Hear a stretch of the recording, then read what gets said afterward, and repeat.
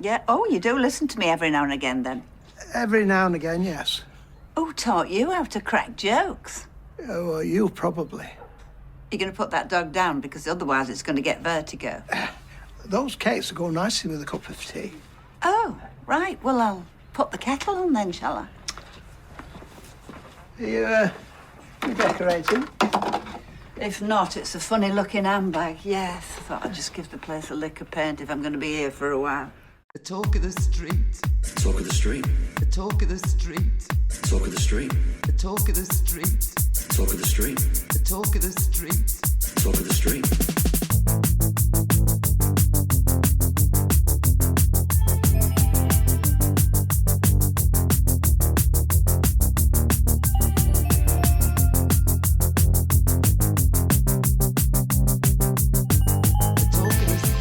Hello and welcome to episode 268 of The Talk of the Street, an unofficial Coronation Street catch-up podcast that has learned its lesson and will never look up web addresses at spots in the show anymore, especially not while at work. I'm Gavin.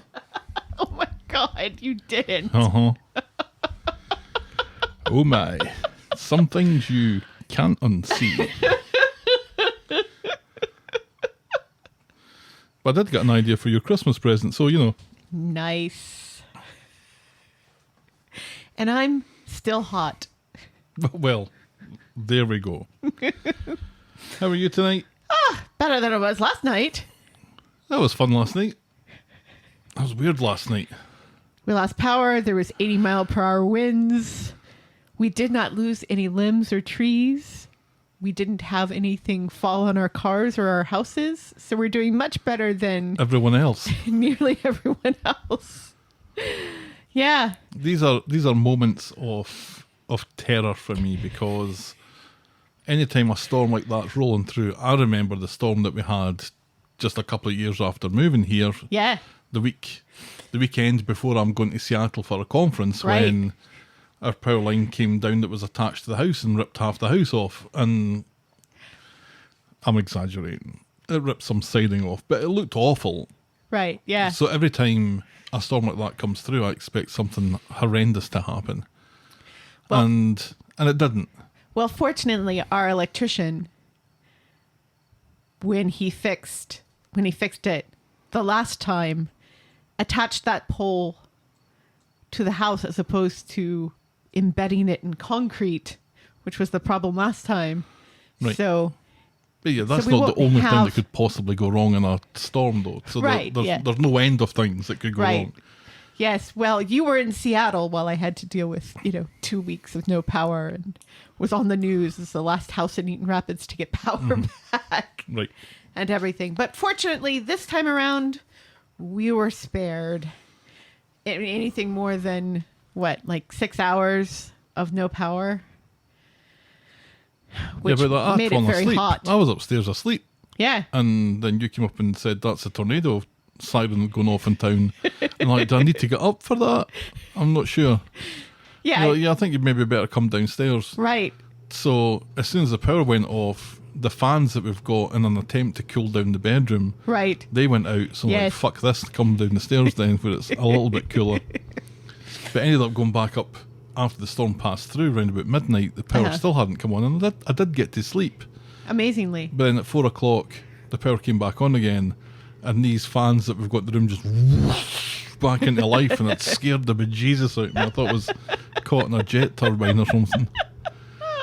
And then you go, those fans really do make a difference. You think that they don't, but suddenly the room was They much do, cooler. yes. So Yes. yeah, good stuff. As a result, I'm exhausted tonight. Yes. And yet, you're going to be up on all hours because we were recording a bit late because somebody had a soccer game. Yeah, and somebody felt that they should go to that soccer game. Yes. And that somebody was me. Yes, because somebody else had to watch Coronation Street. I'm getting confused here. Who's the somebody else now?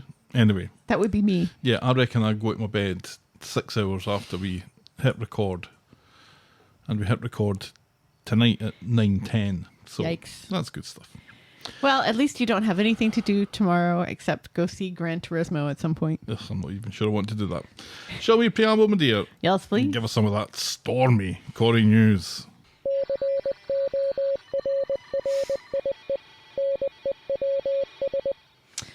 Mazel tov to the former selfish Kate, Faye Brooks, and new husband, Ewan Lewis, on their recent nuptials. Congratulations to you both. Congratulations to them. Yes. Yes. They co-starred in Legally Blonde, the musical. Well, I didn't think the movie. No. You know, and fell in love. And that's sweet, isn't it? Yeah. Germ, isn't it? Yes. So congratulations to them. Congratulations indeed. Yes. Corrie newcomer Stephanie Davis, who plays child groomer Courtney Vance, had a fall this week and was rushed to hospital. Fortunately, it was just a sprain and not a break. And fortunately, she's not on the show at this current moment, so because they're still in the Caribbean, aren't they? I think they should be back by now. Yeah, We haven't had this story for a few weeks. it's true. A couple of weeks at least. Thank God. Thank Oh, God. not missing it. Because I hate it. Yep. I hate it so much. And I saw something, it Hate wasn't it. exactly a spoiler, but it was something that she'd posted on Insta or something where she Mm-hmm. says that Courtney's coming back. Oh, you're going to love this. And I'm like, No. I don't think we are. No. Really don't think we are. Not the way that it's going. It needs to No. go in a completely different direction for me Right. to love it. Yes. Yes. A way in which she's not grooming. A child, yeah. Yes. And finally, if it isn't the footy messing with our stories, it's the rugby. This is just the ultimate insult. Seriously. Fucking In- rugby. In September, well, A game for people who can't play football. It gets worse.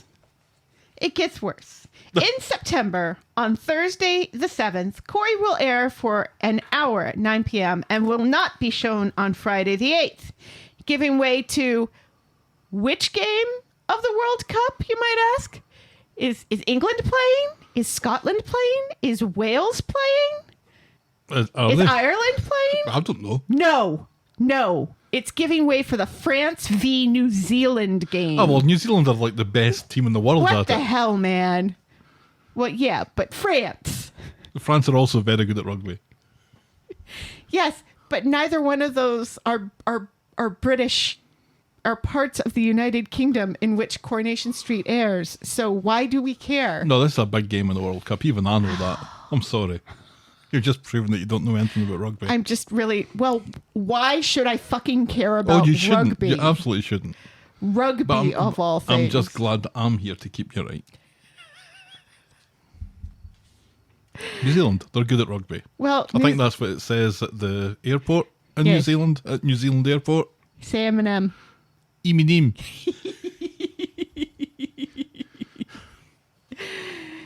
I'm sorry, if it doesn't involve... American wheat ripper. Iminim. it That's kind of South African though, wasn't it? Get your ass if me mutika. Yeah, that's There we go. Yes. I'm sorry if it doesn't. A man of 1,000 voices. All of them sounding roughly the same. And that's Corrie News. That's Corrie News, and that takes us so seamlessly into World Podcast for Coffee.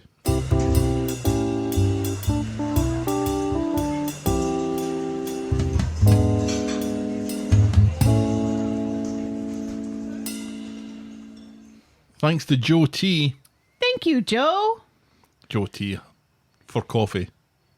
That's kind of funny. Joe and T.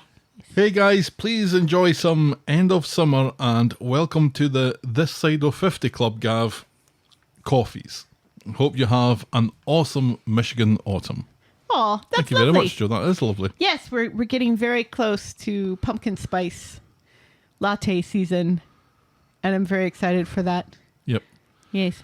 Our plans this fall is for the podcast to be pumpkin spiced as well. Ooh. I don't know what that means. Yes, thank you very much, Joe, for your very generous donation to our coffee funds. I'm drinking orange juice because we've run out of soda. Yeah, and we didn't do the grocery. I've been so confused about what day of the week it is because we've had a lot going on this week. We have. Over and above storms. And soccer. I'm just like, You're out of sorts, and it's okay. there we go. I'll get it done tomorrow. And I'm drinking water with lemon juice. Oh, fancy. Yes.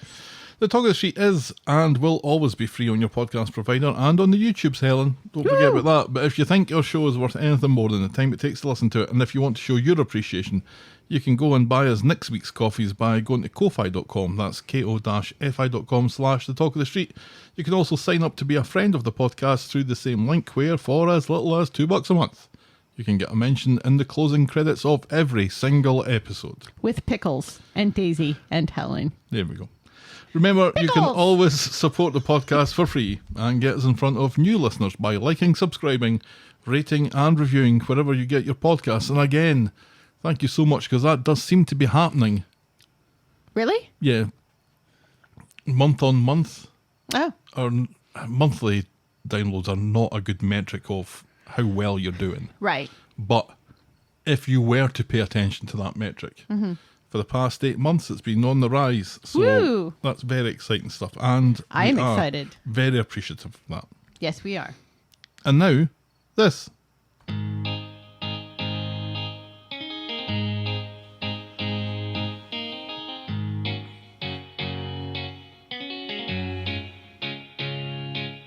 Welcome, welcome, welcome. Welcome to Last Year Tonight with me, John Oliver. Just enough time to quickly talk about the Weatherfield Inquisition. The Weatherfield Inquisition. That's No, it. I'm sorry, I got nothing. That's right, this was the knicker people harassing Carla for news of new silk arriving to the factory. You had no chance of getting that. No, not at all. I was Gavin and you were debt free. Yeah. Yeah, how'd that work out for you, Helen? How did that work out for you? Oh, past Helen? I think future Helen has some bad news for you. God, I will be paying off my student loans until I'm 60. Until the day you die. Whichever comes first. Right. Toss a coin at the moment. So fucking depressing. It is. It really is. Therefore, don't go to college. Don't go to college. Don't go to university. Sounded like you were going to say, don't go to toilet. And particularly you shouldn't go to the toilet. That's what I'm here for. Open wide. Plop flush. And we're done. We were switching from a Coronation Street podcast to a student finance podcast, also called The Talk of the Street. We went to see high school football, and the woman at the box office grabbed your arm. She did, to stare at my tattoo. It was terrible. Without consent. I was confused by cheerleaders, and no one was thinking about the monkeypox. Steve continues to be let down by his rogue builder and finds himself another $500 out of pocket to keep the scaffolder happy. Stephen ingratiates himself with Carla by solving the supply chain issues at the factory and God, begins that's been whispering going to for a Sarah year? about a possible takeover. This has been going on for a year? And that's why I keep on doing this section. Oh, God, it's too long. Summer lies to Billy about our suitability for one of those fancy automatic diabetic monitor things, which puts Aaron in an awkward position. Alia and Zidane, because Zidane was a thing, come across some worrying aspects of Homeless Stew's case files, including a missing tape that captured the moments leading up to his confession. Bernie has money issues again as she tries to follow up on a promise she made to buy Joseph his new school uniform. Glenda and Mary organise a surprise for Dylan on the day that he's due to return to that London. Is Dylan still in Coronation Street? I think he's in that London at the moment. Didn't he come back because he hated it? Yeah, but then I think he went back again. Did he? We haven't seen him in ages. Kelly and Ade Of course, we haven't seen most of the children in ages. No. Kelly and Ade pretend to be a couple in order to win a Mexican honeymoon from the Gazette. That was quite funny. Yasmin's mind is on a pink penny. Dev nurses a smart jaw, and Riz Ahmed's agent is on the phone. Our moment of the week was Ade and Kelly admitting their feelings to each other. Oh, if only that had lasted. Seriously. And the boring moment of the week was Chesney worrying about kebab coupons. And that was Coronation Street and the Talk of the Street. This time last year. We'll take a quick break and we'll be right back with this week's recap. We're back. I still find that funny. I don't know why. Taking 15 was funnier. I think it's because I'm sticking with it. I think it started off funny and then it was not funny for a long time. And I think it started to become funny again. I thought it wasn't meant to be funny. I thought it was meant to give advertisers' ideas. It's an open space in case advertisers do want to drop in. Now, aren't you ashamed now that you said no to the Manscaped people? Manscaped people? No, I'm sticking by that. As much as I think I would like their products. Yeah, so it you is just didn't want to talk about your balls. Not every week. Once a month, maybe. It is 9:30, so we've got a lot to get through, so there will be no time, sadly, for any jokes this week. Shall we dive in, my Except dear? for the ones we've already told. Yeah, those don't count. Our first storyline tonight is Deadhead Hunting. On Monday at Eileen, she's still fair made up about Todd being Young Funeral Director of the Year. George is having a bit of bother with his jacket that apparently a bird has shat on. Eileen fusses and finds a business card from Troy from a few weeks ago, and George quickly throws it away, but Todd's curiosity gets the better of him, so when the coast is clear, he does a Stephen and rakes it out of the bin. Gross. Uh-oh. In Nina's roles, Todd reveals to Glenda how annoyed he is at George for scuppering his career prospects vis-a-vis the headhunting from Rest Easy.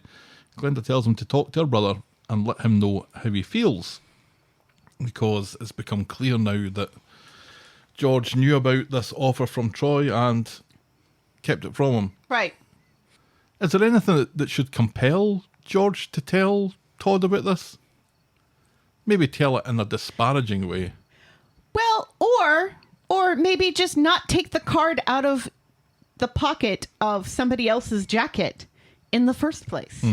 That's true. And then Todd would have found it himself and made disparaging remarks and thrown it away. Probably. More than likely. Yeah. So later, Todd is still in the mood with George, who has been late getting back from a visit and left Todd to deal with some clients who hate funerals. He doesn't explain his grievances outright, so George doesn't pick up on anything, and when Todd mentions that he hasn't heard from Rest Easy lately, George reckons that the award has sent a hands-off message. When Todd fishes for £200 a month extra, George chokes on his empty coffee cup and runs inside. Fuck this, says Todd, so he calls Troy and arranges a meeting after all. So Todd and Troy meet up in the bistro. Tell me what my future holds, says Todd. And Troy paints a picture of 30 grand a year. Ooh. This is more than George is paying him, but Todd still wants to think about it. But then George comes in with a client and goes full rage when he sees Todd and Troy together, and he calls Todd a Judas. George was just trying to protect Todd. At least he's going to pay me what I'm worth, says Todd. As little as that, says George. Oh, that was good, wasn't it? Wasn't that good? Burn. And as the two of them bicker, Troy poaches George's client from under his nose, which was quite funny. It was funny. Back home, George is still furious, and so is Todd. Eileen is ambivalent about it all, but keen for Todd to earn more money if that means him getting the fuck out of her house.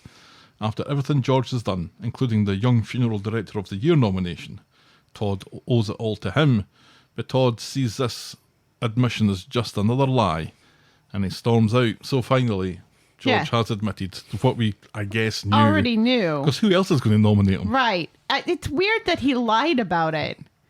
Why wouldn't you just say, yeah, I nominated you? Well, I think it kind of means more if it wasn't him. It's like if suddenly you got a nomination for Wife of the Year and found out that it was me that nominated you. It had better be you. There's only two other people that it could have been, and I don't want anything from them except for child support. That was a bad example. It was a very bad Did you get what I mean, though? Should have said book curator of the year. On Wednesday at breakfast, George is still mad at Todd, but has accepted his resignation. Todd thinks he's going to work his notice, but George doesn't want any corporate espionage happening, so puts Todd on gardening leave, and this really pisses on Todd's chips. It really does. Turns out Todd didn't even really want to leave George in the first place, but now feels compelled to do so. Right. At home, George finds Todd on the phone with a Shuttleworth's client and switches him to Rest Easy and upgrades to a fancy walnut coffin. You are a fucking shit, says George. You'll fit right in at Rest Easy with all the other pricks. To think he came back to offer Todd his job back. Probably. And Todd is crushed, just like Rana, who also had a funeral. Remember? Yes, I do remember. In the pub. No one else remembers. No. I was trying to figure out a way to work in a crushed Rana joke into the announcement of Faye Brooks' wedding, and I couldn't do it. So in the pub, A sorrowful George is on the pints and is so desperate to replace Todd that he asks Glenda to come work at the Undertaker's. Glenda, even though she was awesome that one time she did it, that day that she joined, she has 2 other jobs and doesn't need to work with dead people. She does agree, though, that Shuttleworths needs a bit of zhuzhing Yes. into the 21st century. How do you Yes. think I spell zhuzhing in my notes? I don't even want to know. Best not to. No. So next, George tries to get Eileen involved in the business, but That was hilarious. she tells him to GTF too. And at this, I've posted on Twitter saying George is 1 no away from having Mary as his assistant. Yeah. Let's see how that worked out. So on Friday, at Eileen's, it's still tense. George has made breakfast for everyone except for Todd. He hasn't been able to find a replacement yet. Todd, meanwhile, is ready for his first proper day with Rest Easy. Mary made her own yogurt. She made her own. Well, she did. Not Not like that. She scooped it out of the container and put it in a bowl. Scooped it out. Of a container. Todd, Nobody is meanwhile, milking Mary. is ready You're for her fine. first proper day with Rest Easy. Burying a customer who was stolen from George. I'm suddenly getting flashbacks to that Star Wars movie. At the Rape Hotel, Todd is set up for his first ceremony. Troy reminds him to try and upsell what, even on the day of the funeral? Troy says that they'll agree to anything on the day. They want to spend the money, they just need a little nudge. And Todd looks appalled, but agrees. And you suspect that Todd's thinking everything George has said has been true. Yeah. Which he already knew.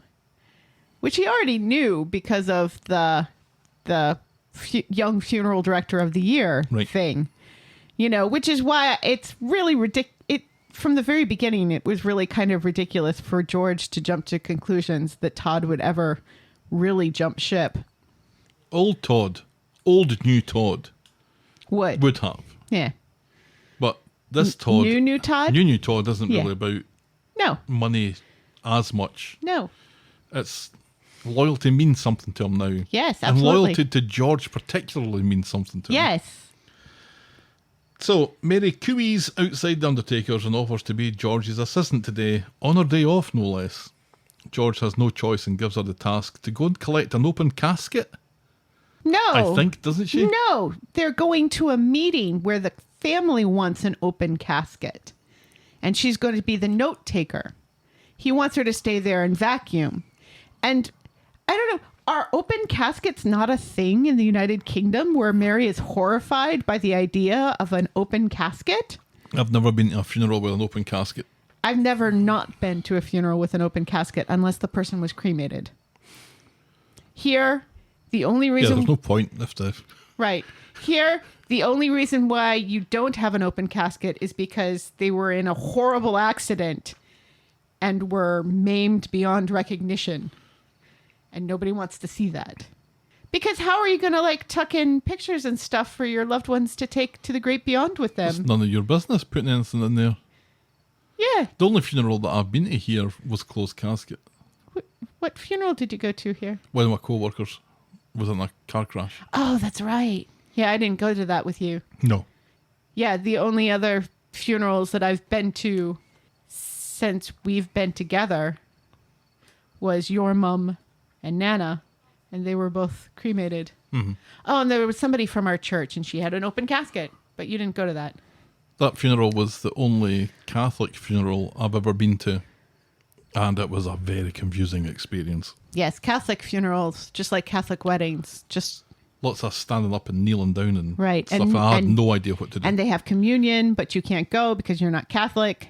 So you're just sitting there awkwardly in the pew watching everybody else line up. Yeah, I was on my phone. It was fine. So, after the funeral... I wasn't. I can't remember, to be honest. After the funeral, Todd has to apologise for rushing through the eulogies and asks the bereaved if he has any ideas for the ashes. Todd tries to sell a fancy urn and looks like he's about to be sick doing it. Right, yes, because the wife very specifically wanted to be spread on her begonias, which is nice. You know, it's just like there's a bit of your mum in our backyard, Right. you know. And he's like, well, what if you move? Don't you want her in a nice urn so you can take her with you wherever you go? Makes her portable, he says. Yes. That's a good word to use when you're talking about the Somebody's remains of ashes. a loved one. Yeah. Yes. And I mean, I guess because, Sweetie Cat's ashes are still sitting by the TV. So, That's through laziness, though. In the pub later, George tells Glenda that Mary isn't assistant material. She's just too cheery. Todd comes in, and while they both obviously have something to say to each other, they refuse to talk about it and drink separately, both unhappy. yeah. And that's as far as we get with that this week. Yeah. Now, I would have said any other time this was just a week story to not a week story, a story that lasts for a week. Yes. We to, get it. to fill in some time, and by the end of it, everything will reset. Yeah. But this started last week, Yeah. went into this week, and is now going into its third week of a storyline. So I would normally think that sooner or later Todd's going to go back and work with George, but I'm not so sure now, because they're both super stubborn, Yeah. and it's going to take one of them to admit to how they feel Yes. and what they want, and it's like I'm not sure where that's going to come from. Mm-hmm. It's probably Eileen, but I don't think she really cares enough. No. Oddly. She's so funny, though. I love that whole conversation when George suggested she come work for her. And she's like, I don't give a fuck about people. I hate people. Why would you want me to help with people? Mm-hmm. I hate them. Right. I've never felt so seen in a soap opera. I mean, Glenda doing it, you could see, because Right. we've seen her doing it, and she was So good. so good, so gave the event the real pomp that it required when deserves, she was yes. there with the black veil. She just looked so smart at She the did. front of the hearse. So she really would be good at it. Right. Blake, she says she has 2 jobs at the moment. Right. Anyway, I was like, And oh, what's her second also- job? Oh, it's with the kids, the Right. kid thing. Yeah. The singing and dancing with the kiddos. Mm-hmm. Remember when we thought that was going to be a scam and she was going to lose all this money and it was never going to work out? Yeah, so the reason for that really was to give her this job to do. Right. It wasn't to scam her out of money. No. It was to give her a chance to actually be singing and dancing on the show. She got another mention of how she used to work the cruises this week. She did. In Always funny. such a fabulous scene that made so many internet trolls so mad. So yeah, so do you see a way back? There's got to be one somehow. They're so good together. They're so cute together. They've got this great paternal thing going on. Did you finally see the Laurel and Hardy pics? I haven't yet, no. Oh, there's one on their timeline. But you know what? It reminds me of, I saw this meme this week that had a picture of Bert and Ernie on it. And it said, every great television duo has one banana-shaped one and one orange-shaped one. Yes. I will not be taking questions. And the picture was of Bert and Ernie. But obviously, Todd and George also fit the banana and orange Yeah. thing. You're a tall, straight guy, normally, Right. and a small, round, funny guy. Right. Yeah. This and- Abbott and Costello, it's Cannon and Ball, it's little Right. and large. yes. Yeah, Yes. And they fit it so well. they do. I wonder if the turning point is going to be Todd being asked to whore himself even more than he is being asked, and just saying no to it. I wonder if it's going to come from him, but that 30 grand compared to being unemployed is going to mean something at that point. Right. But here he is, nearly 40. Nearly 40 years Is he old. that old? Yeah. Because his age is with Sarah. Is Sarah 40? Mm-hmm. I don't doubt you, but it's also, still having babies at 40. 38 was hard enough. Not 38. So what baby did you have at 38? No. Let's see. 2008 minus. Uh-oh, Helen's doing maths. Hold on. How old was I when Stella was born? Let's see. 32. This embarrasses us all. I was in my 30s. 32 was hard enough having a baby. What you do the math was hard enough. 32 is already, considered a geriatric pregnancy almost. Is it these days? I don't think so these days. Anyway, 30 grand at 40 years old. Oh well. We shall see how that goes. Our next storyline tonight is New Mother's Day. On Monday, at Tyrone's, Cassie says she's off to Citizens Advice Bureau to see about getting a place to live, barely 24 hours after the big fuss Tyrone made of moving her in. This drove me mental when this happened on Monday. Right. After all this fuss Right. about kicking Evelyn out and Evelyn having to live in that precinct flat. She already has a flat. She does, her mom already got her a flat she can live in. Yep. Of course, this is just an excuse. It's just an excuse. It's just an excuse. And we all know it, except for Tyrone. He's worried that she won't come back, but she sort of promises that she will, probably. And Cassie goes to the alleyway of doom, where she meets up with Dean. It's the street's friendly neighbourhood dealer. Do you remember Dean? I do, but only because I mentioned the fact that he was coming back on Corrie News 2 weeks ago. Yeah, he is the guy that dealt Abby. She's looking for drugs, but he needs paid for the last time, and he starts to push her around when a passing Michael kind of scares Dean away and insists on taking Cassie to hospital with a severe case of being shoved over. Well, Michael comes over first when he hears her scream, and she pretends that she's like making out with him. So Michael walks away. But then there was the scuffle and she gets pushed. And that's when Michael goes back and tells the dude to back off and takes her to the hospital. I love it when I try and abridge things to save time.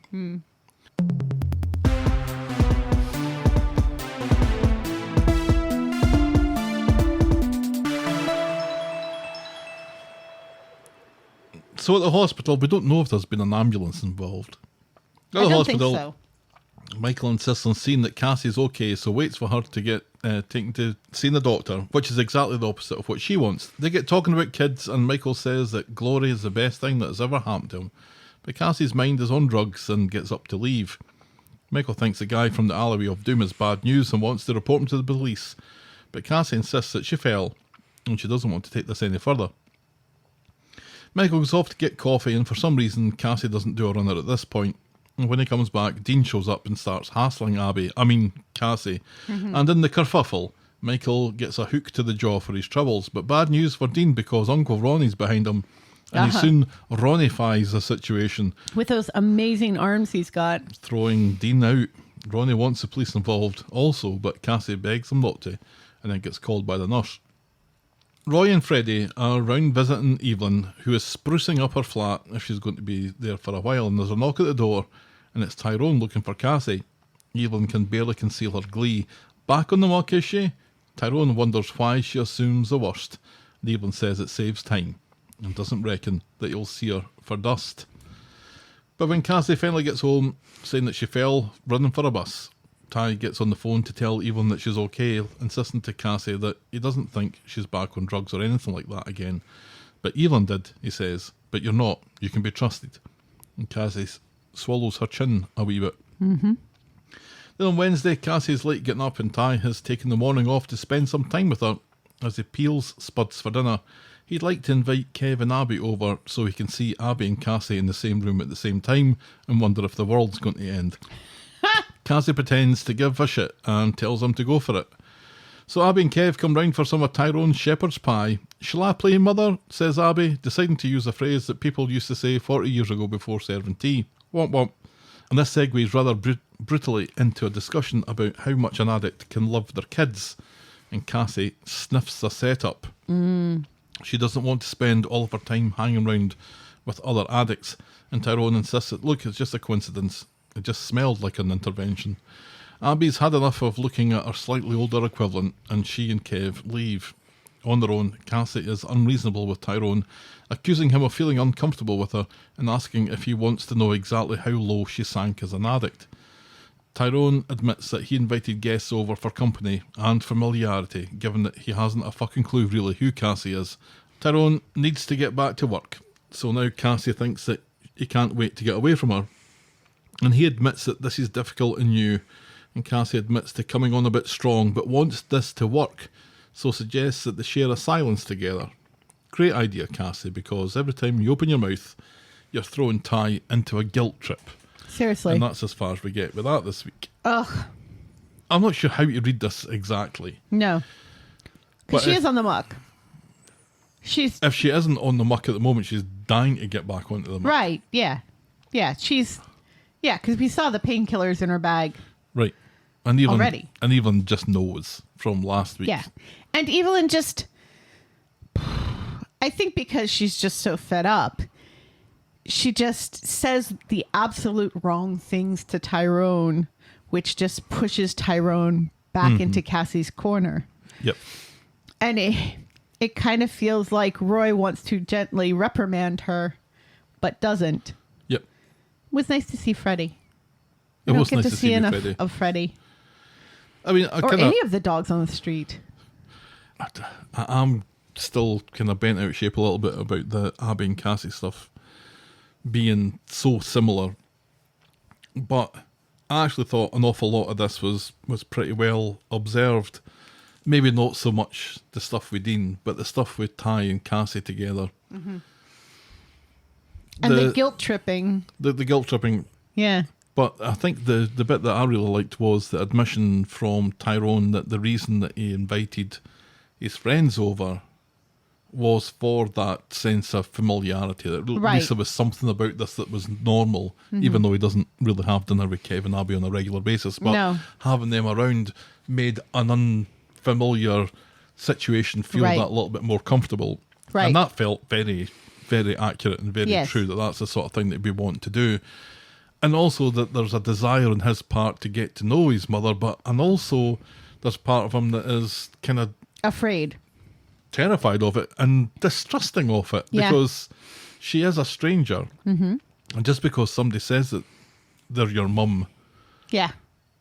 there's a difference between a mum and a mother. And Right. well, she's one but not really the other Right. at the moment. And that's an interesting nuance to observe, and I think it was working pretty well, because by the end of it, at the start, I'm thinking, well, that's her. She's on the muck and she's at it, and she's going to be playing Tyrone, and she's going to get, she's going to be ripping him off and 6 ways to Sunday.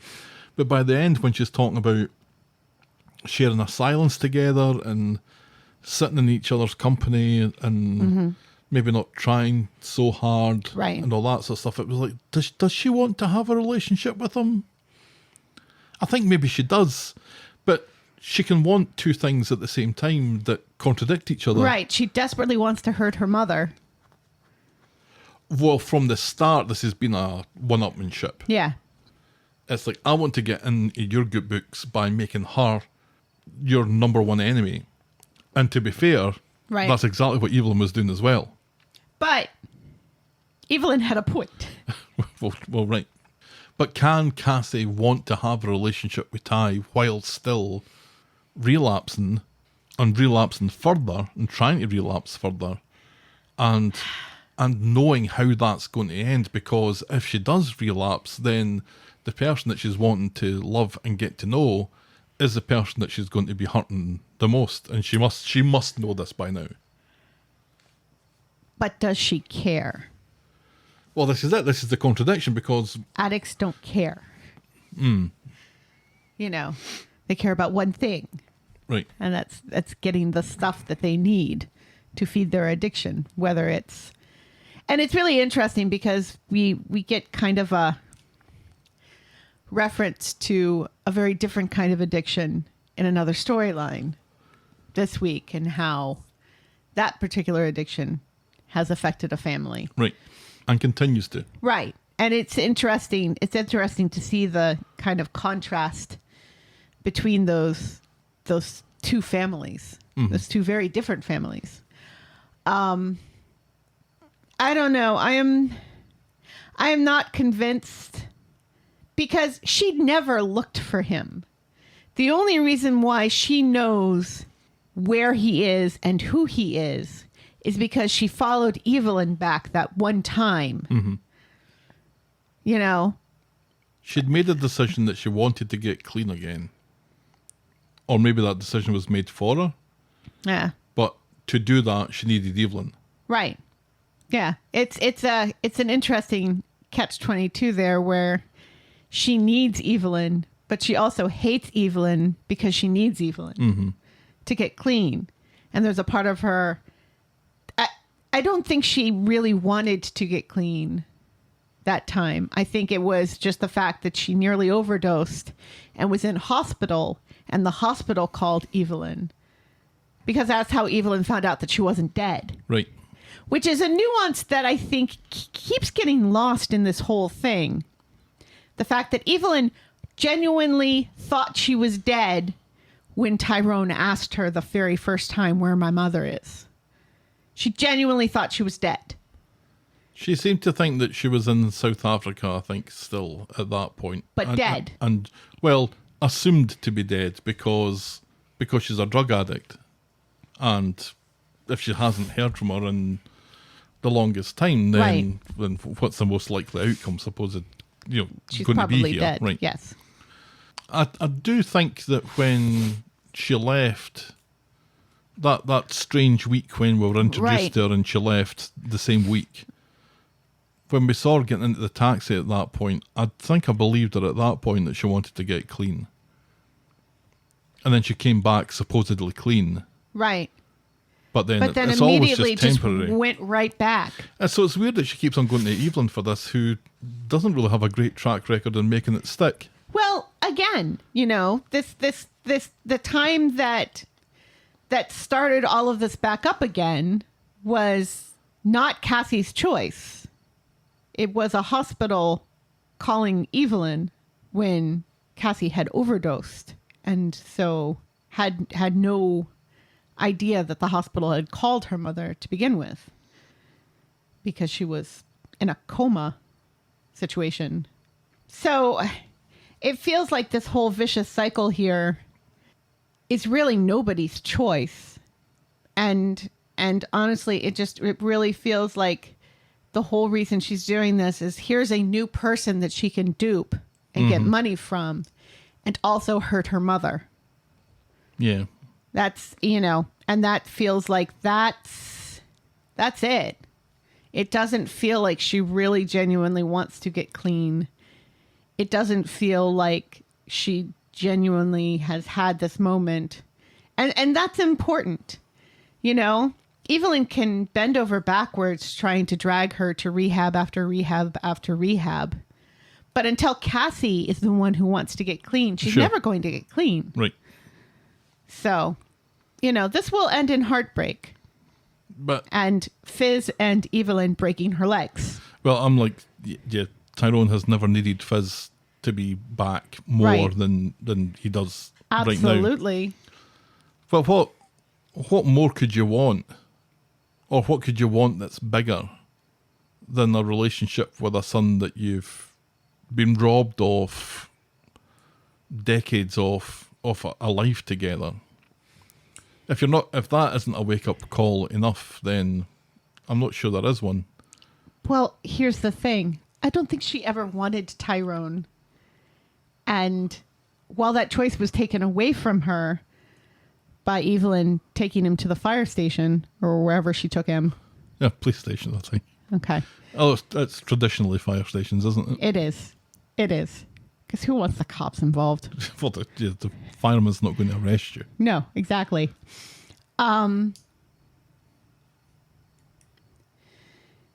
I don't get the impression that she ever spent a moment pining for the son that she lost. Or if she did, it was to use it as an excuse to throw herself more into her addiction. Right. Or this has been robbed from me. I have nothing else. Right. The fact I never really wanted it in the first place, we'll just forget about it. So now I can go full Tonto into the drugs. Or try to hurt or manipulate her mother by, oh, you robbed me of my child. Because Evelyn's right. If she hadn't done what she did, Tyrone would be dead. Oh, they'd probably all be dead. Right. Yeah.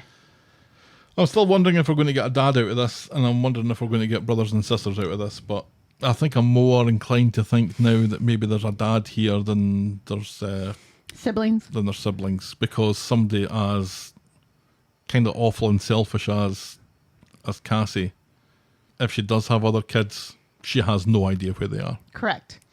All right, let's move on to our next storyline tonight, which is the companion piece to that, which is Risky Business.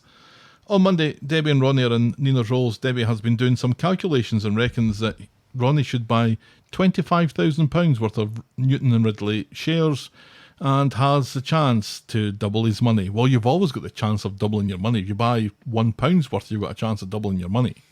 Right, because that's only £2. Ed doesn't even need to know about this. See, I can do maths. Yes, your 1 and 2 times tables so far have proved impeccable.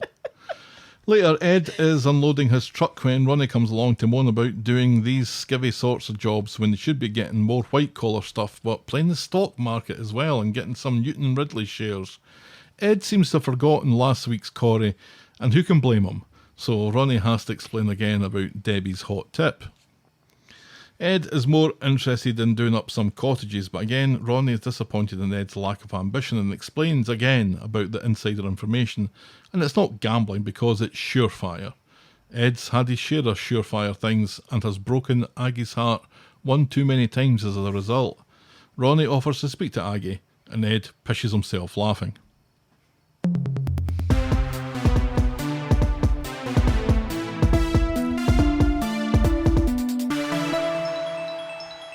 So later at the hospital, Ronnie and Michael are chatting about the altercation in the Cassie storyline.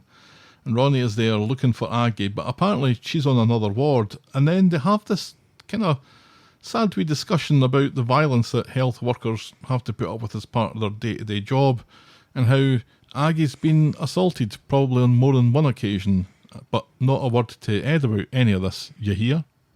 Right?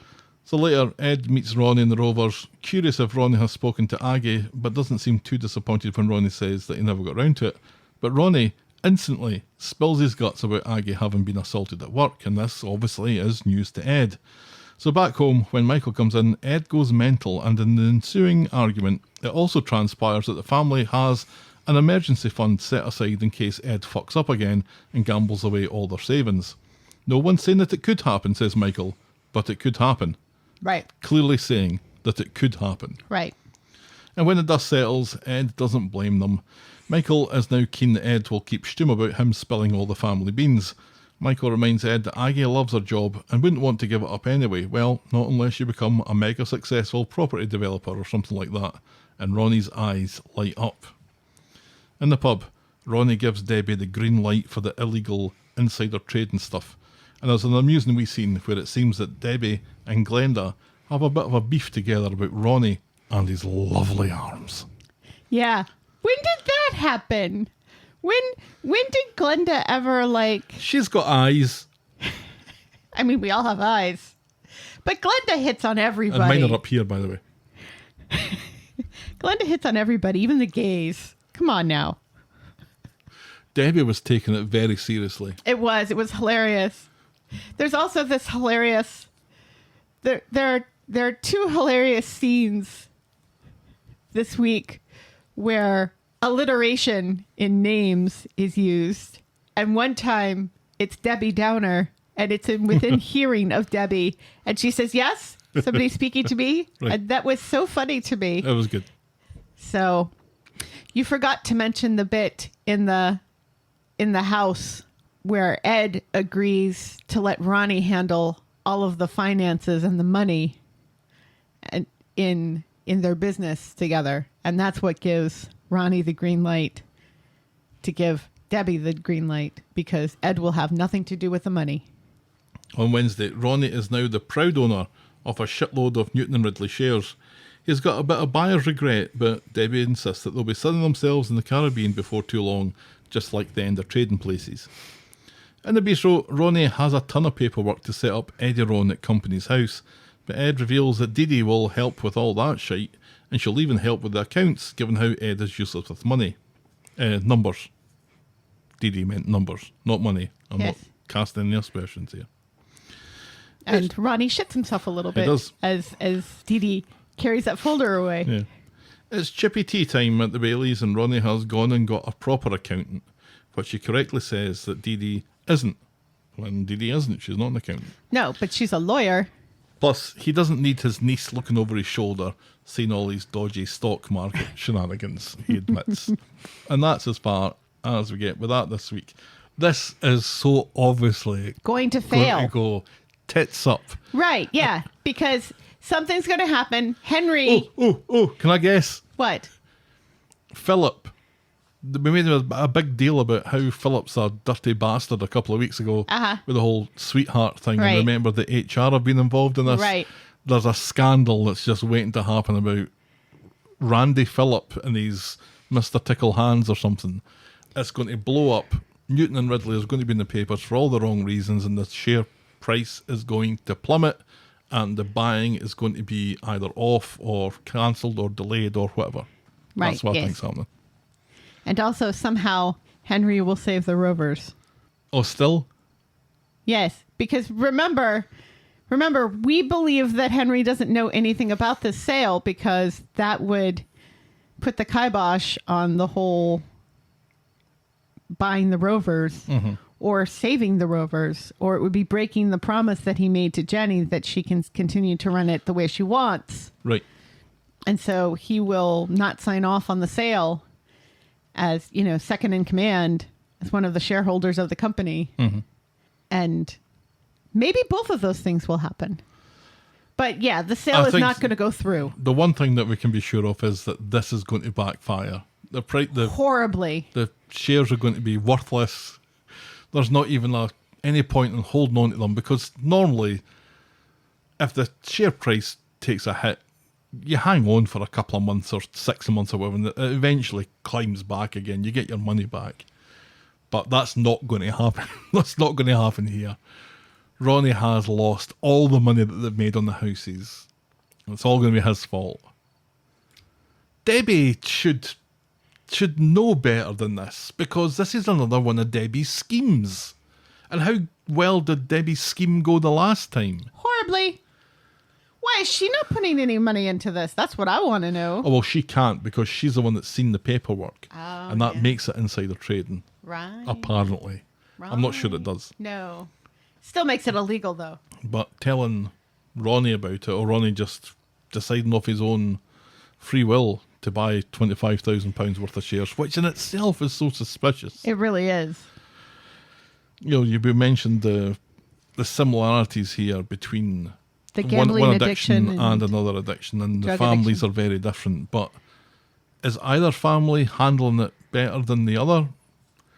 Because initially you think that the Baileys are handling this better because at least they're talking about it. And at least But they're not really talking about it, because Ed had no idea about this. No, this fund. They kept Ed in the dark because they didn't want to hurt Ed's feelings and his masculinity, because this whole telling of the whole Aggie thing is just toxic masculinity in the Bailey family over and over, isn't it? Because Ronnie's like, sorry, man, I had to tell him because he has a right to know. Because he's a man. Right, yes. And has a right to defend his family or whatever sort of thing, which was absolutely ridiculous. What I thought was going to happen is Ronnie was going to use this information on Aggie and say to Aggie, we have this opportunity, and think of how bad Ed would feel if you got assaulted again and genuinely hurt to the point where you can't lie to him about it and everything. And this is a really great opportunity, and use it on Aggie. But instead he tells Ed for basically no reason, Right. except for that to be the thing that gets Michael to spill the beans about the emergency fund. And it's all Yeah, and those things aren't connected really. at all. It was, it would have never come out otherwise. And it's so convoluted because if Michael hadn't walked by the alleyway of doom at just the right time, and also been a decent person and helped Cassie out, and then refused to leave her at the hospital by herself, then none of this would have ever come out. Yeah, there's a lot of things happened here, so this story can happen. Right. Yeah, exactly. I feel a little used. Absolutely. Oh, what a wicked web we weave. What on the earth is Lorna Laidlaw doing, though? Because Seriously. she gets mentioned. Where is Aya she? gets mentioned every week and then never shows up. Where is she? Seriously, where is she? I've no idea. This is something I think for Corrie News to investigate. Right. Yeah. Who's in charge of that? And yet, there's no news as to why she's gone. Why does no one care? I mean, there's no news of going off to do some Panto? or well, not this time of year, but West End shows or anything like that, or one woman tours of the country and stuff. Or having to testify at court? I can't remember the last time that we've had someone get mentioned so frequently when they're not there. Right. Because normally when they're not there, you'd never mention them because they're not there. The way no one mentions their children if they can help it. Like Simon doesn't get a mention until he shows up this week. He comes up and says, "How does he know Peter again?" Oh, that's right. That's right. I remember.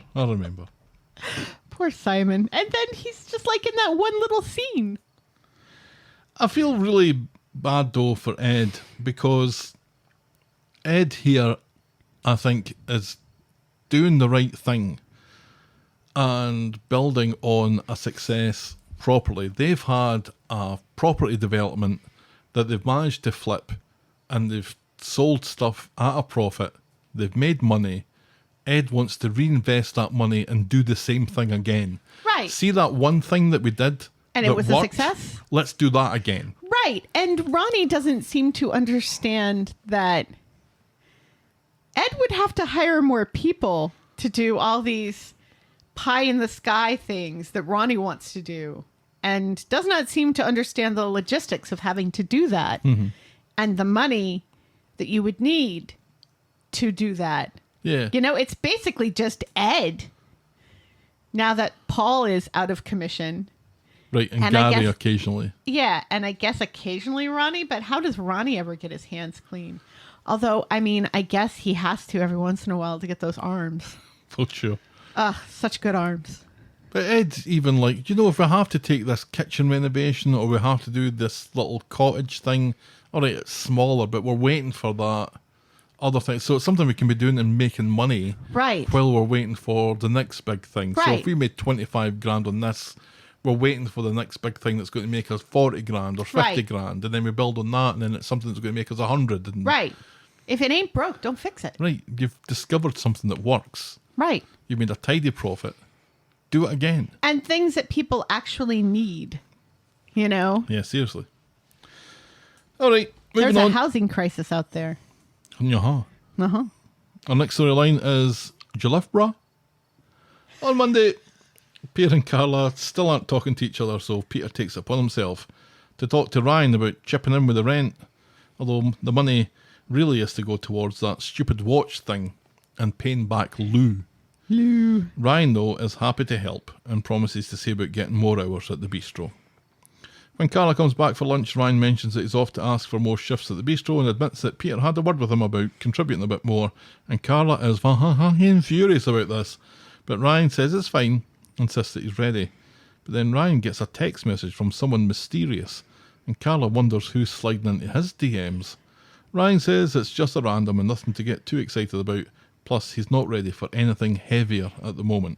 So Ryan's in his room later on sendpics.com, messaging someone called Liv, who wants to know why he never shows his face. Ryan says he likes to keep some mystique, and after some to and fro, Liv cuts to the chase. "Look, big chap, shows your cock, alright?" Liv says that Ryan can earn pounds by showing his cock on ovids.com. Yeah. Never type that into your web browser. Okay. How many times do I have to tell the men on this show that women don't talk like this? That there is a scam involved here? Oh, I don't think that this is there a woman. Yeah, but initially he thought it was a woman. Oh, yeah, but obviously, well, I think Ryan's had his fill of getting catfished off people. And surely he should be somewhat suspicious about this anyway, right? Yes. Yeah. Yeah, and yet. Ryan And yet. Ryan has to think about it, about how Peter wants money, about how he doesn't like people, so doesn't really want to work at the bistro. And so he unfastens his belt. And we reckon gets his cock out at that point. Yeah. Well, that's what I thought. But then Yeah. on Wednesday, it seems to not have happened. No. Well, I think maybe he sent one to this person, not to the website. Oh, really? Breakfast at the fancy Barlow flat, and Carla's complaining about the dregs of milk being put back in the fridge. She's not a borrower, she says. That was funny. Did you get the borrowers here? Yes, we love the borrowers Borrowers here. are excellent. Ryan is deeply immersed in his phone and encouraged to go shopping by Carla to A, get some milk, and B, get something for dinner. Ryan is a bit shamed because he can't currently put anything into the pot, and then he gets a text from this Liv character asking if he's changed his mind about the Bobby shots. Ryan says no. So what was all that about yesterday then? I'm so confused. Ryan's on his way to the shops and runs into Daisy, who has some exciting news for him. She's getting ready to move into the builder's yard flat with Daniel, and she hasn't even taken the day off work, which means she won't be expected to do anything. But before she can tell Ryan any of this, Sean shits himself or something and requires some immediate attention in the Rovers. So Ryan goes along and helps and cleans the pipes, and Sean thinks he could easily come back to work at the Rovers and be a successful bit of eye candy. But Ryan is focusing on his online career, which gives Daisy some heebie-jeebies given how hers ended up. Sean reckons he can only make serious money online by posting pictures of his cock on Ovids. Back on his way to the shops again, this time Ryan runs into Daniel and helps him with some boxes. Daniel is thrilled about moving into his own place with Daisy and Bertie. It's great to be able to afford lovely things, says Daniel, because every conversation Ryan has today has to be about money. Oh, and the whole moving in thing with Daisy, which Ryan knew nothing about.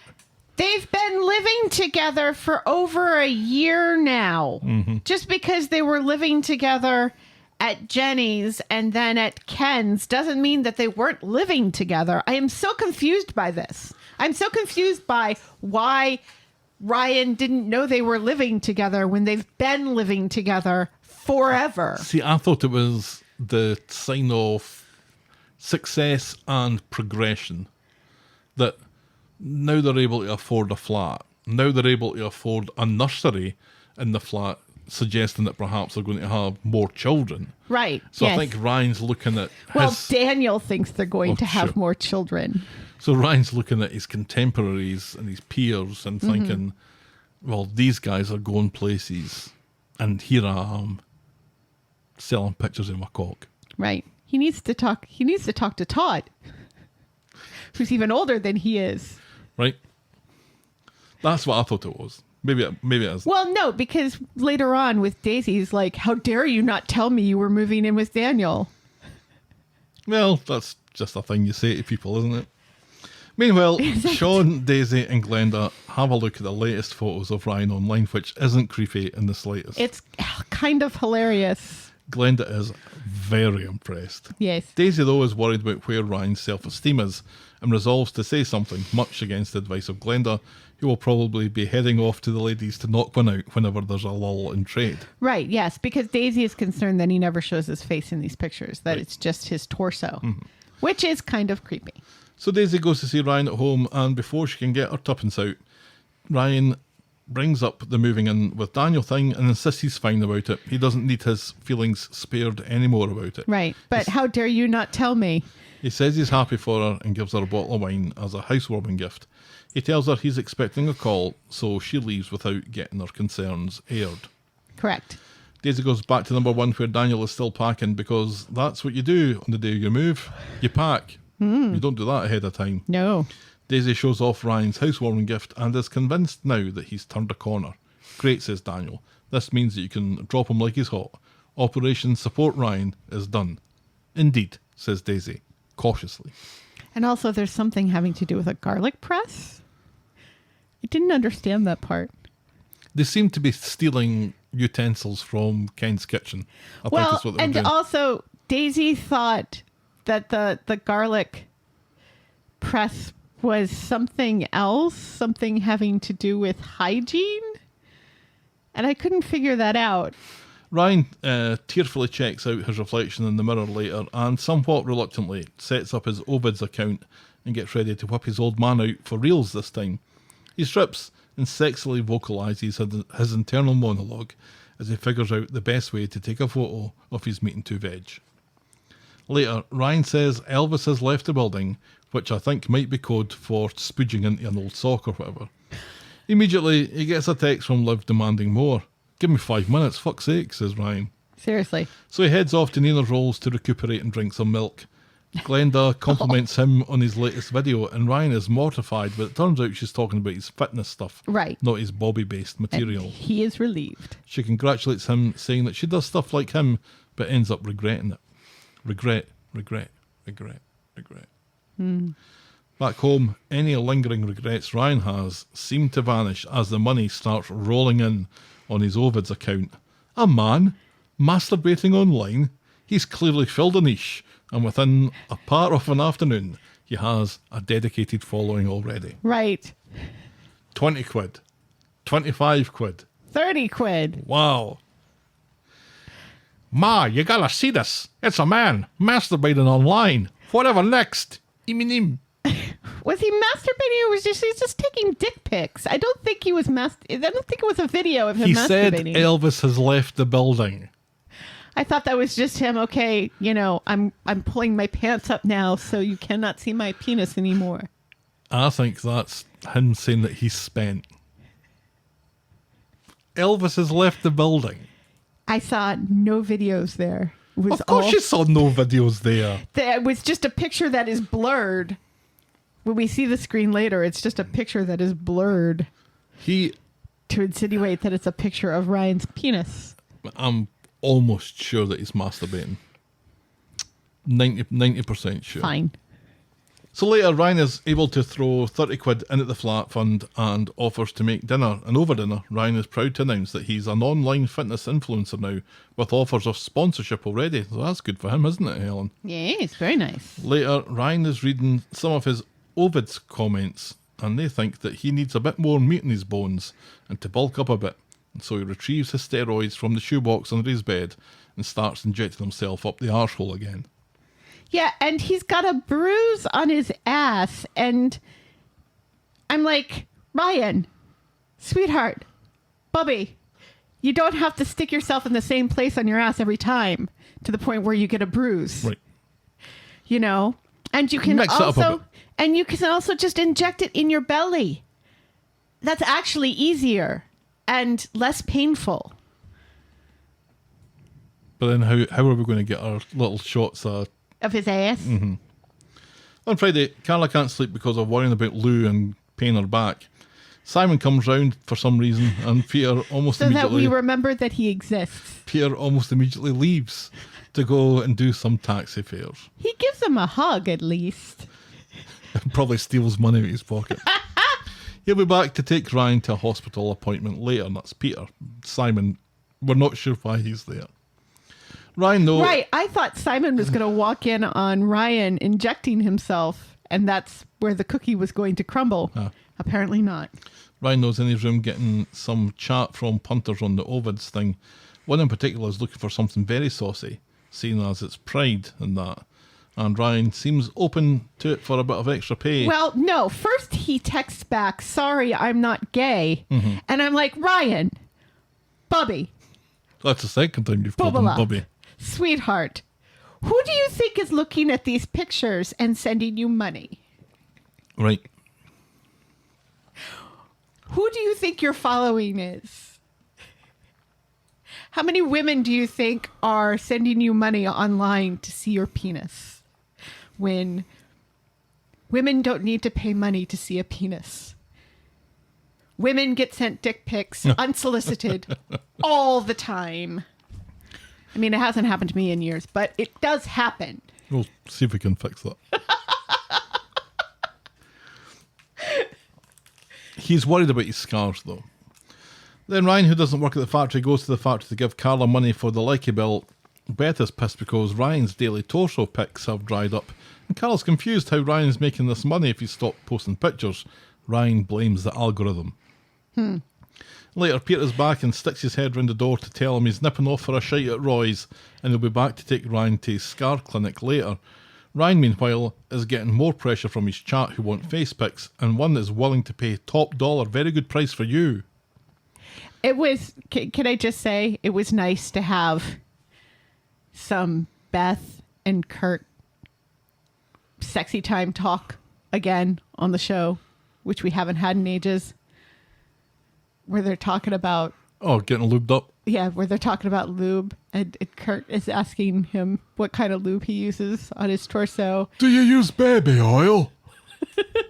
And then they say not to use something because it's too sticky. Lurpak, I think, or Yeah. some sort of butter. Yeah. Love it. Love it. This is the content I'm looking for. And once they're- again, it gives Carla an excuse to call them Posh and Bex, Yes. because that's exactly what they're like. So glad they got back together. Yeah. I still wanted a story out of that, but... And they're both dressed for pride. It was nice. Yeah. At the flat later, Carla has been speaking to Beth, and apparently there's been some negative or hurtful comments on one of the photos that he posted where his arm scar is visible. Carla- Right. Yeah, because he goes home and he immediately posts something for Beth and says, there you go, Beth. Carla tries to tell him to ignore it, and the photo is great, and Ryan reacts very badly to this, and ends up screaming into Carla's face and breaking plates, and he blames Carla for all of this. Peter comes in, pulls Ryan off, But not like that. and pushes him against the wall, telling him to calm down. Ryan is ranting and pacing and says, maybe I should just move out. Good idea, says Peter. So that's what Ryan does. So Peter goes into Ryan's room and starts to do his packing for him, Oh, this is so frustrating. ignoring the steroids in the drawer. Carla thinks this is overkill, but Peter isn't putting Carla's well-being into jeopardy. Plus, Peter's never really liked Ryan living there and would be happy to see him gone. It's so frustrating. He takes all the clothes, but then Carla comes in and his attention is focused on Carla and not looking back at the drawer where he's just taking these clothes out to see the drugs. It is so frustrating. I wanted to scream. Ryan comes back to the flat with his tail between his legs. He starts to cry as he apologises, and he and Carla hug. She's the last person he would want to hurt. Peter agrees to treat what happened earlier as a one-off, but it can't happen again. And privately, Carla tells Peter that Ryan is struggling, and Peter agrees. But what Peter doesn't say is, well, if he's struggling so badly, maybe he needs more help than just being allowed to live in his room at his aunt's house. Because if he needs something more than that, clearly. Right. He needs some help here. He needs some actual therapy. Right. And that's as far as we get with that this week. Yes. They do not see the drugs. Although Peter says, or does Carla say, that was totally against character and something must be up to make him do that. And yet neither one of them think to look in that stupid fucking drawer and see the drugs right there. No, and I'm wondering what Ryan thinks now that Peter's packed for him. Right. And, that drawer's probably still open with Right. the drugs right there. What I found ridiculous is he put those in the garbage and tied the garbage off and then left it in his trash can in his room. Where has he been throwing away his trash if not in there? Because it's tied off. Where's he been putting his dirty needles? Right. Well, no, because he didn't need to, because he had put everything in there and wasn't using it and then untied it to start using again. So he didn't have any dirty needles after he tied it off. So where were they? Because he's injected himself up the arsehole a couple of times. Right. And then he stopped Yeah, and but put it in the garbage what did bag. he do with those needles? Well, he'd already thrown them away. What, So they're probably on the bottom of that bin. And But then he tied it off and then he didn't use, so there were no more dirty needles. But there are dirty needles. Well, yeah, now And, that and, he's now, and now I'm opened it, curious where they are. That's my point. they're in the bin. What did he do with the first lot? They're in What bin? They're in that bin that he tied off. You keep on saying he tied it off. He What did. bin did he tie off? The bin in his room. Remember last week when he freaked out so and he his put dirty everything? needles are in a plastic bag then? Yeah, because he's an idiot. Well, and that's kind of where I'm going. It's just like they're not in a Sharps tin or a No, Sharps box or because anything. that would be very suspicious, wouldn't Right. it? Especially if you have one for your own personal use. Yes. Right. Yes, as I did, But you just go into the bathroom. The pub's probably got one in the bathroom. probably. Or like For all the people that If are there's- shooting up heroin in the Rovers. a casino nearby. Or no, it's for all the old people who go to the Rovers. That's what the casino ones are for. It's for all the old people who have to shoot up their medication before they go back to their little machine to put more coins in. We've got one at work. Yeah, because there are lots of diabetics at work. Yeah. Yeah. Oh, well, we got there in the end. We did. I don't know about Ryan's roid rage, which isn't the easiest thing in the world to Right, say. because as we mentioned, he tied it off so he had not been on it for a while, and then he injects himself and is like immediately filled with rage again. Mm. If anything, the first few days that he was coming down from it should have been when he was like really raging and freaking out, because Yeah. his body is freaking out that it's not getting the stuff that it's gotten used to. So he's full of testosterone then. He's just brimming with it, I guess, is what we're saying. Yeah. It's something that I know next to nothing about, but it just... It feels like it's far too automatic. yeah, and it feels like we're trying to crush every emotion into just a few wee scenes about this, because this has all been very quickly spiraling out of control. Right. And I mean, the highs and the lows and stuff, that makes sense. But the fact that, it happens so quickly after he injects himself, that's the thing that's Right. and the fact that they decided to give him a bruise as if he's only injecting in that one ass cheek, in that one spot in his ass cheek, even though he's not really looking at his ass cheek.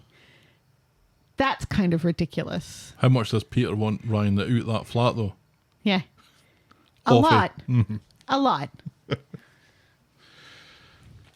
There's An a awful lot lot of love for Peter and Carla on the couch, and Yeah. Carla's ruffling his hair. Yes, even though there are continuity errors in that whole scene where you see her like holding his hand or rubbing his tummy, and then you shoot to Ryan, and then you shoot back to Carla and she's playing with his hair. And she's got a hat on, Right. and a pair of novelty glasses, and a beatnik cigarette holder, see?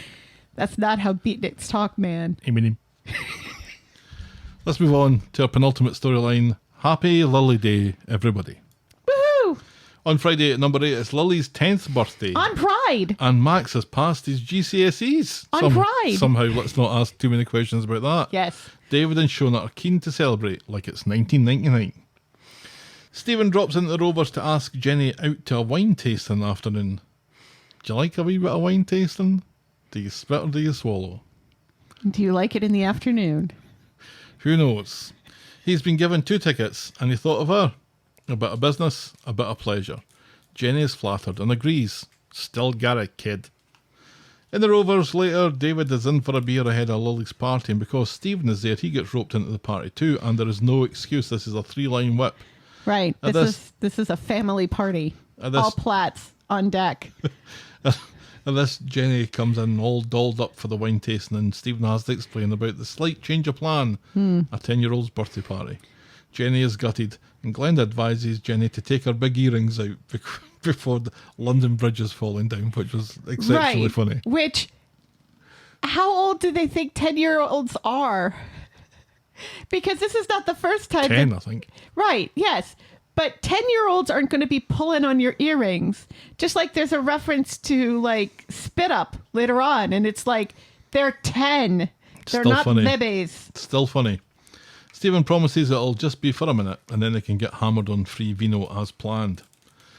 Audrey arrives at number 8, and even though a year ago they were worried that she was a suicidal alcoholic, they're relieved when she announces that she's brought the wine. Right, because Shona only got cider. And they ask Jenny later if she wants some cider, and she says, no, I'm not 15. She also mentions a letter that she's got from an equity release company that David writes off as a scam and warns her not to phone them.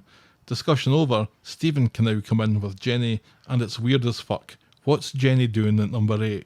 David thinks that she's an upgrade from Tim's mum, And he says Tim's mum, and that made me laugh as well. But here it is. This is kind of the moment that we've been waiting for a little bit. Right, absolutely. Audrey's got a letter from the Right. equity release people. Right. And doesn't know what it is. Right. And she's going to bring it round next week. So Gail and David Gail can look have at it. Stephen, Dum. you're about to get found out. Now, Jack... Or about this bit anyway. Right. Maybe not the rest of it. Now, Jack P. Shepherd has said that, shit's going down and that his character is very involved in it. Oh, really? So we see how now. Brown cow. Right. Moo. Eem. Just Showing Face has gone a bit longer, and Jenny finds herself with her buffet plate and being quizzed by Shona about her relationship with Lord Sugar. But it turns out that Jenny, you know what? She's enjoying herself, and she asks to stay, allowing Shona to welcome her to the family. And that's as far as we get with that this week.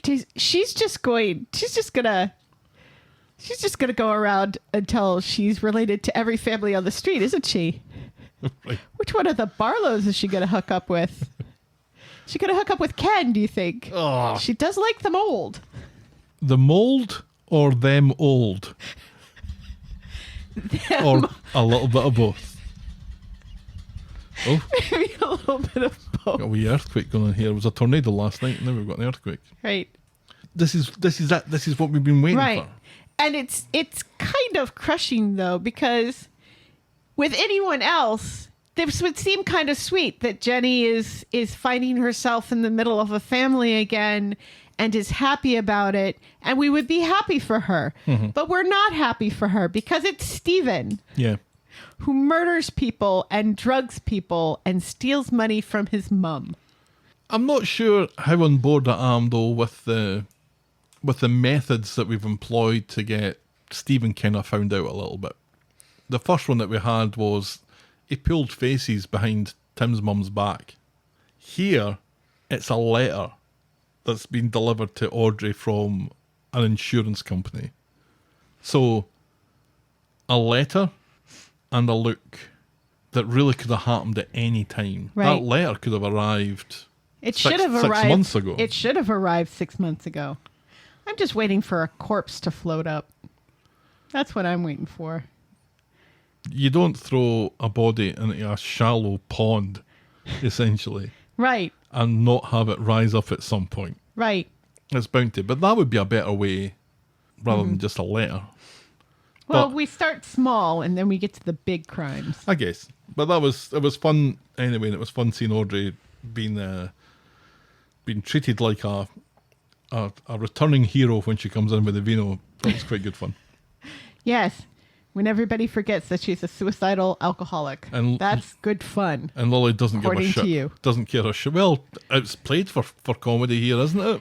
It is. But is it played for comedy against a suicidal alcoholic or the woman with brain damage from getting shot in the stomach?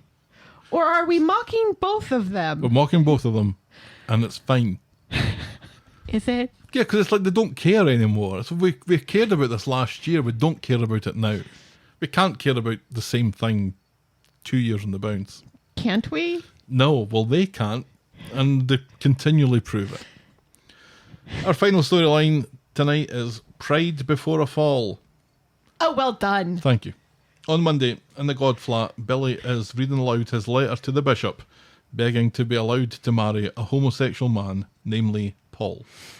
If his sermons are anything like his letter writing, it's maybe no surprise that no one on the street goes to his church. Paul comes into the room. He seems to be a bit worse than he was the last time we saw him, and he looks like he needs a wash. Summer comes in on the phone, invited to a party for passing her A-levels, but she'd rather hang out with Paul, who is single-handedly destroying the kitchen when he tries to make a cuppa. He insists he's fine and rejects Billy's offer of help. So Summer and Paul are enjoying their movie afternoon later, but when Paul gets up to get popcorn, it's a cup of tea from earlier all over again. He still insists that he's fine, but he can barely move. Billy comes in with a walking stick and Paul hits the roof. He doesn't want anything to do with it, but Summer tells him to grab it and come out on a walk with her. What a bitch. Now, see, I thought they were going to go to the movie theater. How special is it to sit on your couch and watch a movie? Right, that's what I thought as well. Outside, Roy and Debbie are talking about Mussolini and the trains running on time, while along the other end of the street, Paul is struggling with his walking stick This was the funniest thing ever. because Roy just will Roy not just shut up about will it. not shut up about the trains running on time. And you see Debbie's face, and she's trapped, Yep. and she has no way out. Well, she could just turn round and walk away, but she can't. No, She could can't. do it, but she can't. No, And she says to him, "This is fascinating, Roy, but I've really got to go and..." right? Yeah, eventually. But even that's not enough. Yeah, so walking along the other side of the street, Paul is struggling with his walking stick and reckons that Roy and Debbie are talking about him. Summer encourages him and tries to mask how painful this all is for her. And when they get back to the God flat, it seems that Bernie and Billy have had some birthday surprises in store tomorrow for Paul. It's been a tough day for him. Billy suggests a wheelchair might be better than the walking stick, but Paul is a firm no on that. On Wednesday, it's Paul's birthday, and Billy's present is an engagement ring. Fuck's sake, Billy. That's an engagement present, not a birthday present. Where's your birthday present? And it looked more like a wedding band. There Yeah, it there were no rocks on there. There was a little stone in it. Was there? Yep. It was tiny. It's an archbishop's salary. Archdeacon. God, you got me as bad as you. Paul is stupid and is happy about it. It's perfect, he says. Paul goes to Neela's Rolls to show off his ring to his sister. But not like that. Thank you. He wants to hang out with her and Chesney, but she has made plans for a bash at the bistro for the pair of them. At the bistro, Paul is pissed because it's not just family only. Dee Dee's there. Bryn is wired to the moon on 2 sherbet dips, so Paul takes him to the park to get him the fuck out of the bistro, and Bryn too.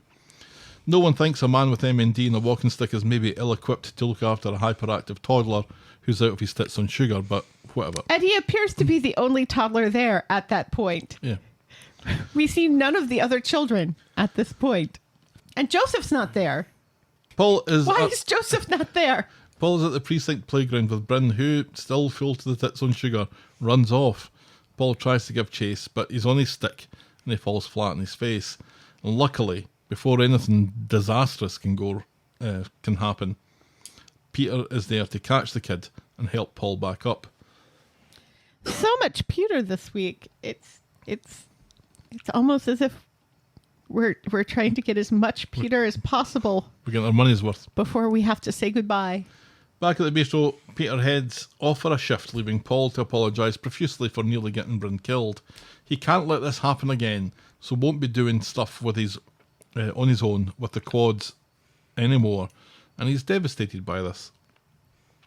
On his way back to the flat, Paul's day gets worse when he's so tired he can't make the last few yards and certainly can't make it up the stairs, so a passing Todd has to carry Paul up because Billy certainly isn't capable. Paul is heavier than Todd thought, and Billy's out of breath for some reason. Todd knows an old biddy who died the other week who had a stair lift and offers to do some digging to see if they'd be willing to sell it. And later, while they're on their own, Paul tells Billy that today has been a wake-up call and he needs to do things while he can, like walk down the aisle. This is maybe the most important thing Paul wants to be able to do. One last lap. On Friday, it's Pride and Summer wants to glitter bomb Billy's beard. Paul's still struggling and doesn't want to stray too far away, and this suits Billy, who just wants to take a seat and people watch and as Pride goes by. And later, Billy and Paul are ABBA, and Bernie and Gemma are flamboyantly dressed also. Bernie wants to get a nice spot to do the people watching. Chesney is looking after the kids because he's homophobic. Billy gets a call though, and it's bad news. The celebrations are put on hold because the occupational therapist has had a cancellation and expects to see them later today.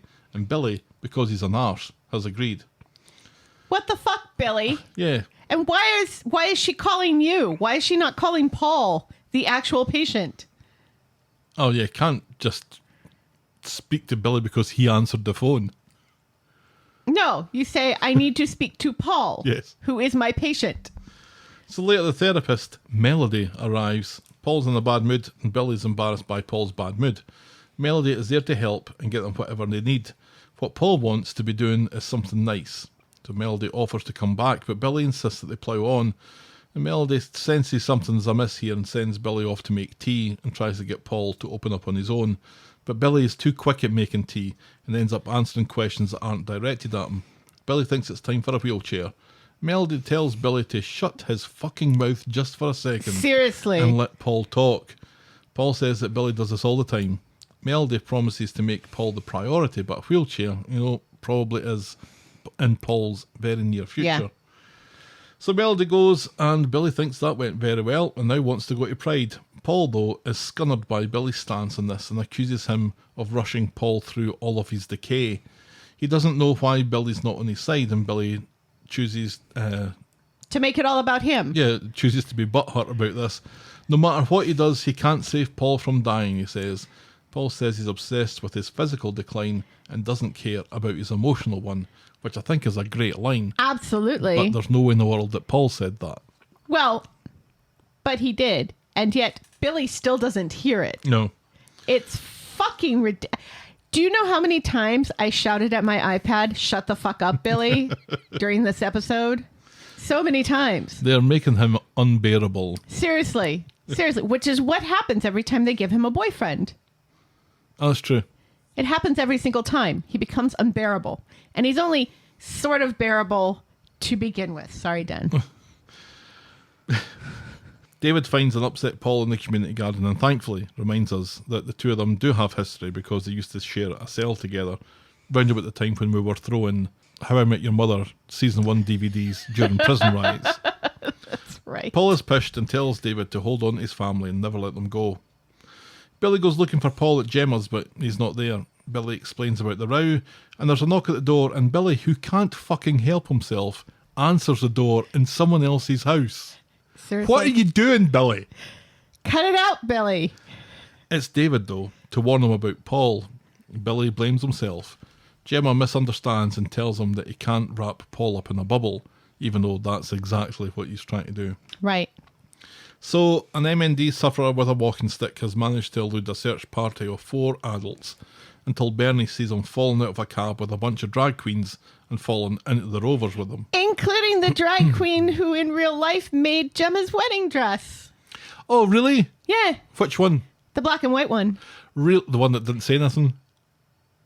Yeah. The right. one who was carrying the walker. Okay. Who said very little. She does speak, but she says very little. So, Billy goes into the Rovers to ruin everyone's day. Bernie says that they've all been worried. Paul says he went to Pride as arranged. Gemma thinks Paul has been selfish. And then Nina, Asha and Summer come in dressed as the Golden Girls as a special treat for Paul. Except they're missing Dorothy. And they mistakenly say that Addie was supposed to be dressed as Rose. But Summer's Rose. Nina is clearly Rose. Well, I Nina thought Summer was Rose. No, Summer was the slutty one. Guess which one of us gives a shit about the Golden Girls? Oh, God, what was her name? Blanche. Blanche. How could I Blanche forget? Dubois. Yes, Blanche Dubois. And Good job. And I'm not the one that gives a shit about. Good job. Yes, Golden she's Girls. dressed as Blanche.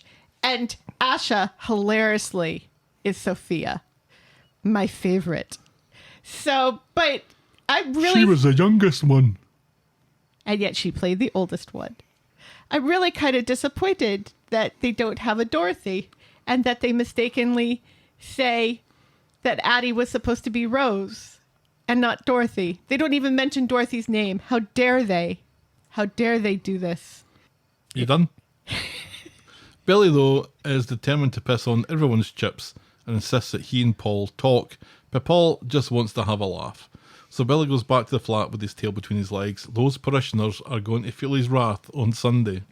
And seriously, it's so weird. You know, he's supposedly the one who wants to go to Pride and have fun, and yet he's not still in his ABBA costume. Why did he change out of his ABBA costume at all this whole time? Why? Because it'd be quite weird looking for someone who's gone missing while dressed as Bjorn. Gemma and Bernie don't change. That's right. They don't change. No, they always stay the same. I'm really disappointed that we don't get to see Chesney with face makeup, though. Yep. Pity that he hates gays. Later, Bernie and Gemma are nipping Paul's ear about making up with Billy. Gemma helps Paul home and he explains how all this is making him feel and how his time is running out and how he had another fall at Pride and that was the thing that made the drag queens rescue him and bring him back to the Rovers. Right. Everything is reminding him that he's dying. Gemma warns him not to push Billy away. Meanwhile, Billy has gone out to pick up a bottle of wine when he runs into Todd, who has news of the stair lift. And this just about sets Billy off, so the two of them head back to the flat to talk about it. And Billy tells Todd that he can't do this anymore, and tells Todd about the time that Paul snogged an old flame after he'd got wasted one time. If it wasn't for the MND, Billy says that he would have left after that. And of course, Paul hears this and tells Billy not to hang around in his own flat for his sake. He understands. He says that he wants to go to bed, and he leaves Billy with an awful lot of thinking to do. And that's how we end this week's episodes. Yeah. And during that whole scene before Paul shows up, I'm thinking to myself, wait a second. Paul's already home. Yep. Where is Paul? Yep. Is he hiding behind the couch? Has he fallen over again? Why is Paul not here when we saw him come home with Gemma? What is going on here? And then, of course, he pops up because he was in bed already. And he'd unfortunately washed off his Ziggy Stardust makeup. What I got from this was they're trying to create this lovely history that Billy and Paul had together by them reminiscing about previous Pride. Mm-hmm. You know, they've got this the ABBA costumes. There's some kind of continuity here between the two of them over this long period of time that involves previous Prides. Right.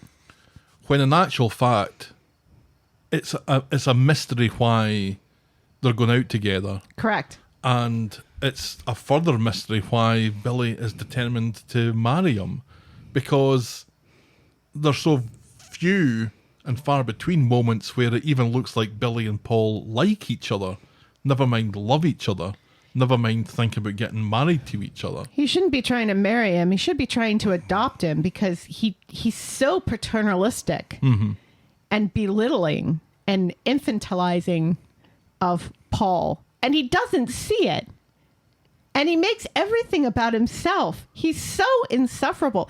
And I don't know what they've done, what the makeup team has done to Daniel Brocklebank, but they've made him look older so that the contrast between him and Paul,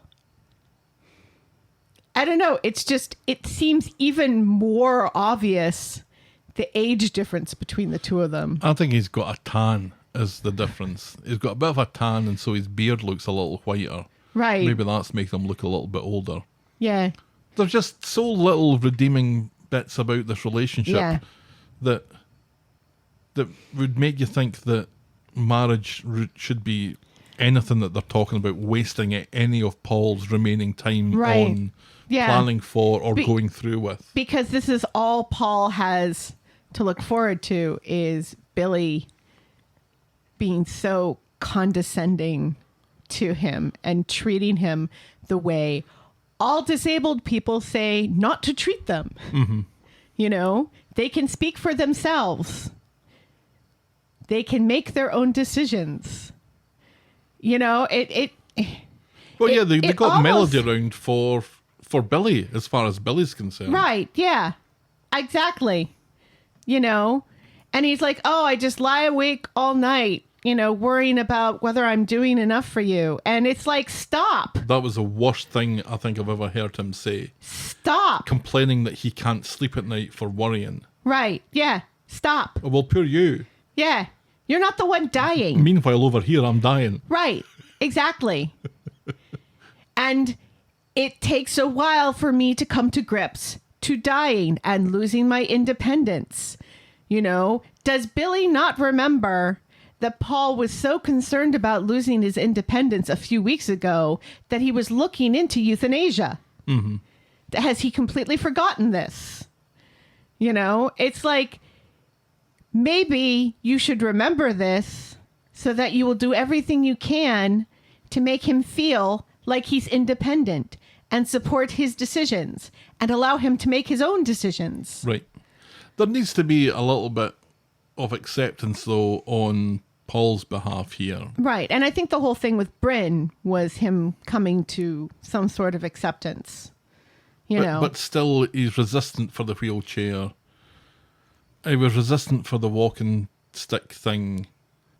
And yet, the previous day, he ends it by saying, we need to make the most of what I've got left. But not even a day later, he's already trying to resist these things that are happening to him. And I get it. I can understand why he's trying to do that. But there are things that are going to make his life a little bit easier. Right. Or do we want this to be as hard as possible for whatever time that you've got left? And I think that's the that's the crux of it, right?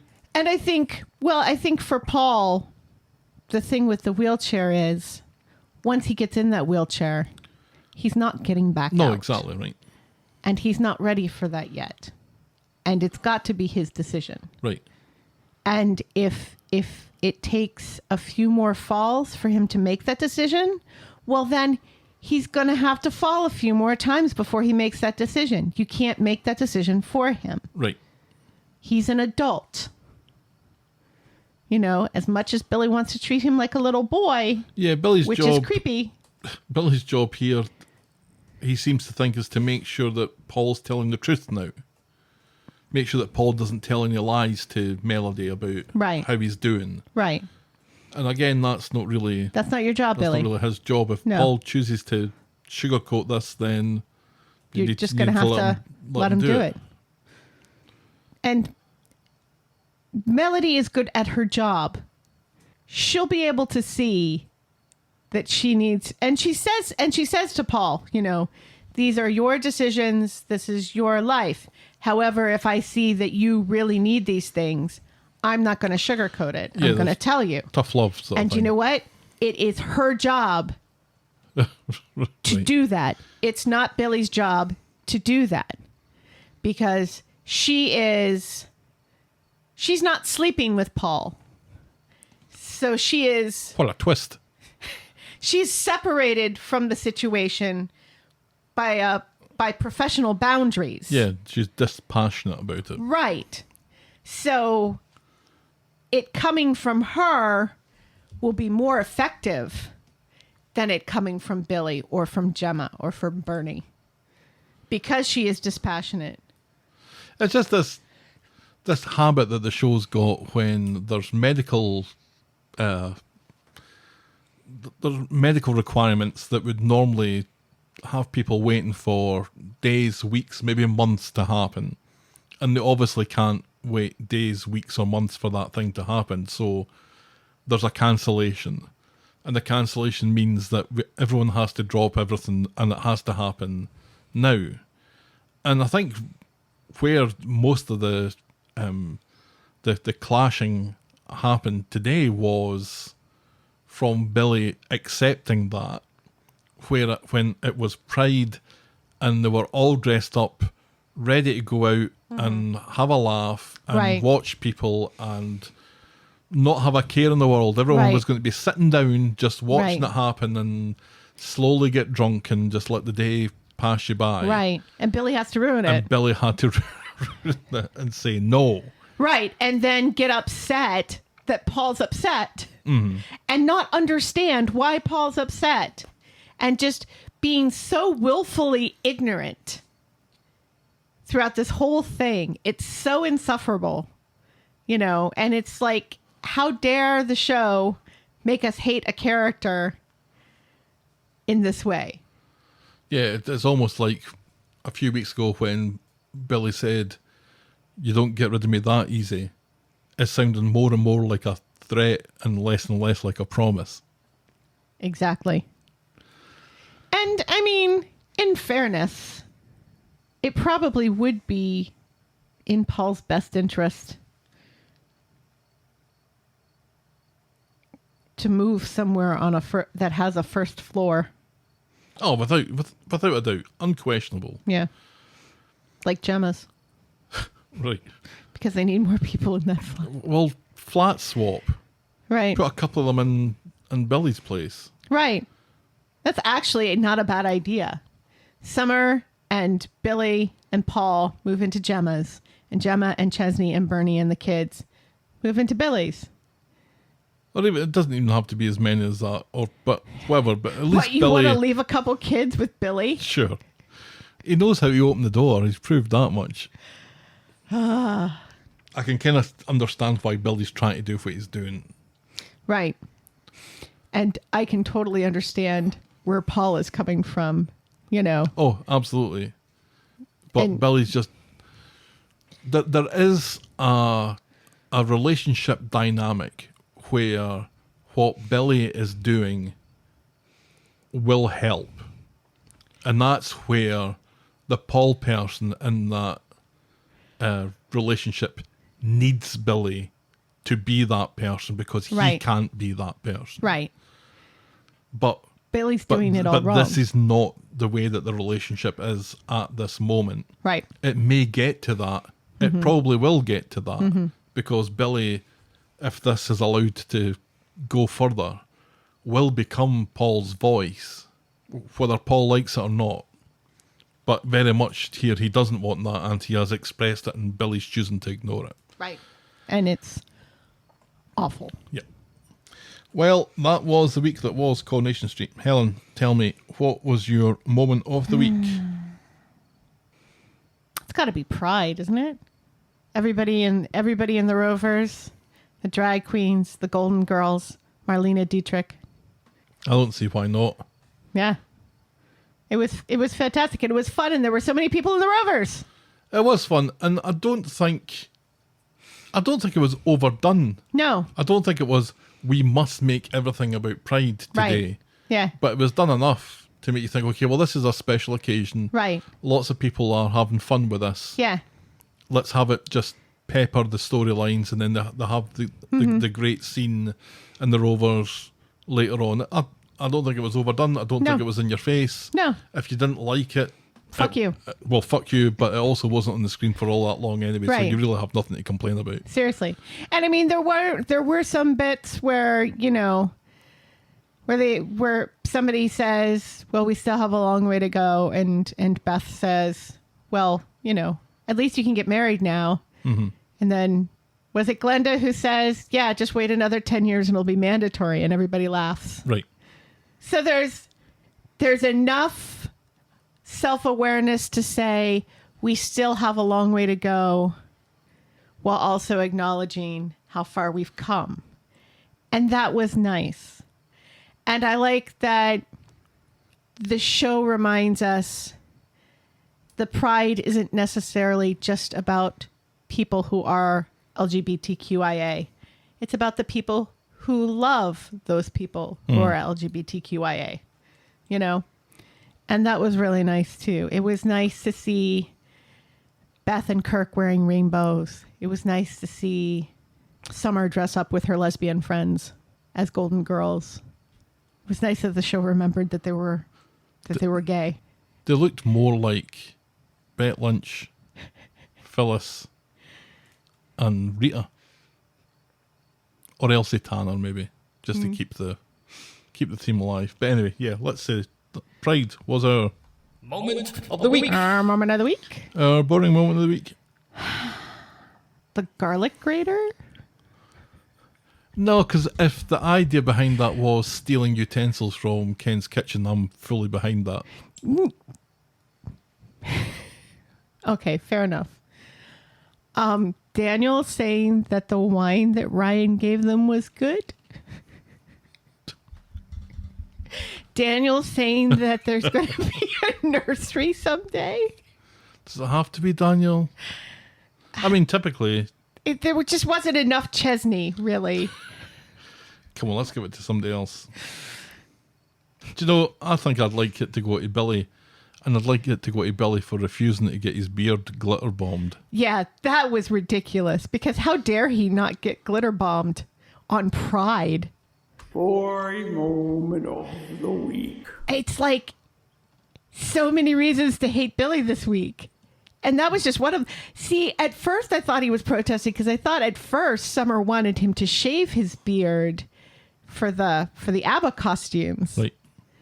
And then when it becomes evident that she just wants to put glitter in his beard, it's like, what stick do you have up your ass, Billy? Just let your daughter straight men let their daughters put makeup on them. What is wrong with you? Absolutely. All right, well, let's keep our latest little tradition going. What score would you give the show this week out of 10? Oh, I hate this new tradition. There was so much to hate.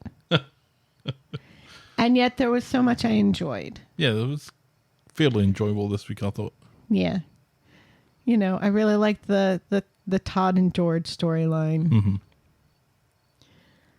I liked Pride. There was bits of Cassie and Ty that I really liked. Yeah. There are bits of it that I liked less. Yes. But the two of them together I enjoyed. And just the whole ridiculous Ryan storyline where he's mad because two people who've been living together for like 2 years now are still going to continue to live together. Yep. Was weird. 6.5. 6.5 for me as well. Wow. And that's what I was thinking. That's why we're married. There we go. Well, that's the first time in 4 weeks we've agreed, so good stuff. We agreed on List of Lists as well. On What- Bridge Over Troubled Water. Whatever next. This episode was brought to you with thanks to our friends of the podcast, Daisy, French Helen, and Pickles. Pickles! If you've ever, Daisy! Helen! if you've ever Elvis has left the building, tell us about it and send us photographic evidence. No! We're the talk of the street at gmail.com and we're at Corrie Podcast on Twitter, Facebook, Instagram, and Threads. You can shout me and Helen a coffee or become a friend of the podcast by heading to ko-fi.com. That's ko-fi.com/the talk of the street. Check out the clicky section of voggle.co.uk for links to our merch store and YouTube channel. And if you're so inclined, please leave a rating and a review on the iTunes or your podcast provider of choice. And be sure to check out our pop culture sister podcast, The List of Lists. Yes. Thanks for making it to the end of another episode. And we will be back next week with more Talk of the Street. Talk of the Street. Bye. Cheerio.